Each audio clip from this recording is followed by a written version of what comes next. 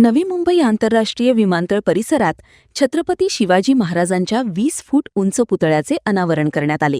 यावेळी मुख्यमंत्री देवेंद्र फडणवीस यांनी हा दिवस हिंदवी स्वराज्यासाठी ऐतिहासिक आणि अभिमानास्पद असल्याचे सांगितले। फडणवीस म्हणाले की मागील भेटीदरम्यान येथे छत्रपती शिवाजी महाराजांचा भव्य पुतळा उभारण्याची इच्छा व्यक्त करण्यात आली होती। अवघ्या 8 महिन्यांत हे काम पूर्ण झाले असून या स्मारकातून नागरिकांना प्रेरणा आणि नवी ऊर्जा मिळेल। शिवराज्याभिषेक सोहळ्याच्या मी खूप खूप शुभेच्छा देतो।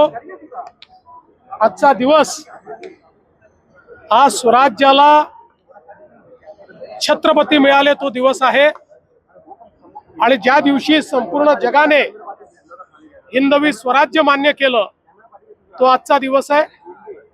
आणि मला अतिशय आनंद आहे की अशा या पवित्र दिवशी छत्रपती शिवरायांचा 20 फुटी ब्रॉन्झचा पुतळा त्याचं अनावरण नवी मुंबईच्या विमानतळावर झालेलं आहे। मागच्या काळात ज्यावेळी या विमानतळाच्या पाहणीला आम्ही आलो होतो त्यावेळेस मी सूचना दिली होती की स्वराज्याची राजधानी रायगड त्या जिल्ह्यातलं हे विमानतळ, त्यामुळे या ठिकाणी महाराजांचा पुतळा असलाच पाहिजे। आणि मला अतिशय आनंद आहे की केवळ 8 महिन्यामध्ये हा भव्य अशा प्रकारचा पुतळा तयार झाला। आज आम्ही त्याचं अनावरण केलं आहे आणि मला विश्वास आहे या आंतरराष्ट्रीय विमानतळावर येणारा आणि जाणारा प्रत्येक प्रवासी हा महाराजांच्या या प्रतिमेतून, महाराजांच्या पुतळ्यातून, महाराजांच्या स्मारकातून त्या ठिकाणी ऊर्जा प्राप्त करेल।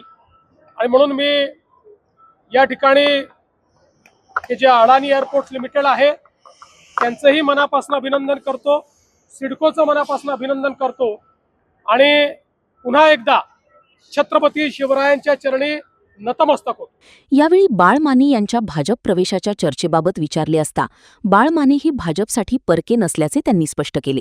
त्यांची राजकीय जडणघडण भाजपमध्येच झाली असून अशा विषयांवरील निर्णय मुख्यमंत्री नव्हे तर पक्षाचे प्रदेशाध्यक्ष घेतात असे ते म्हणाले। या संदर्भात आमचे अध्यक्ष रवींद्र चव्हाण साहेब हे निर्णय करतील। ते म्हणतात की तुमच्याशी बोलणं झालेलं होतं, माने म्हणतात की बघा मी तुम्हाला सांगतो, भारतीय जनता पक्षामध्ये शेवटी अध्यक्षांचे निर्णय अंतिम असतात।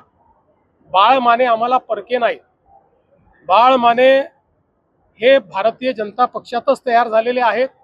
काही कारणाने ते पक्ष सोडून गेले, पण या संदर्भातला निर्णय मुख्यमंत्री करत नाहीत। या संदर्भातला निर्णय प्रदेशाध्यक्ष करतात। ते जो निर्णय करतील त्याला माझा पाठिंबा असेल। सुनेत्रा पवार यांच्या रिक्त झालेल्या जागेसंदर्भात काही चर्चा झाली आहे? नाही, अजून 2 दिवस बाकी आहेत। माझ्याशी चर्चा झालेली नाही। त्यांचा निर्णय अंतिम झाल्यानंतर ते निश्चित माझ्या कानावर टाकतील। नवी मुंबई आंतरराष्ट्रीय विमानतळाच्या नामकरणाबाबत बोलताना फडणवीस यांनी लोकनेते दी.बा. पाटील यांचे नाव देण्याचा आग्रह कायम असल्याचे सांगितले। राज्य सरकारची आवश्यक प्रक्रिया पूर्ण झाली असून केंद्र सरकारकडे यासंदर्भात पाठपुरावा सुरू असल्याचे त्यांनी नमूद केले। विमानतळाला लोकनेते दी.बा. पाटील यांचंच नाव दिलं गेलं पाहिजे हा आमचा आग्रह आहे। त्या संदर्भात आम्ही कारवाई पूर्ण केली आहे। केंद्र सरकारकडे पाठपुरावा चालू आहे। आम्ही तो पाठपुरावा करून नक्की हे नामकरण करून घेऊ। निवडणूक सुधारणा आणि पैशांच्या वापराबाबत मत व्यक्त करताना फडणवीस म्हणाले की माणसं पैशाने नव्हे तर प्रेमाने जिंकता येतात। निवडणूक प्रक्रियेत आवश्यक बदल आणि सुधारणा होणे गरजेचे असून या संदर्भात विधेयक मांडल्यास त्यास हरकत नसल्याचे त्यांनी सांगितले। निवडणूक व्यवस्थेत सकारात्मक परिवर्तन व्हावे अशी अपेक्षाही त्यांनी व्यक्त केली। मी एवढंच म्हणेन की माणसं पैशापेक्षा प्रेमानं जिंकता येतात हे जर तुम्हाला समजलं तर तुम्हाला अशा प्रकारचं बिल मांडण्याची आवश्यकता पडणार नाही। तथापि या निवडणूक प्रक्रियेत परिवर्तन झालं पाहिजे या संदर्भात जर कोणी बिल मांडणार असेल तर मला काहीच हरकत नाही। माझंही मत आहे की निवडणूक प्रक्रियेमध्ये परिवर्तन झालं पाहिजे।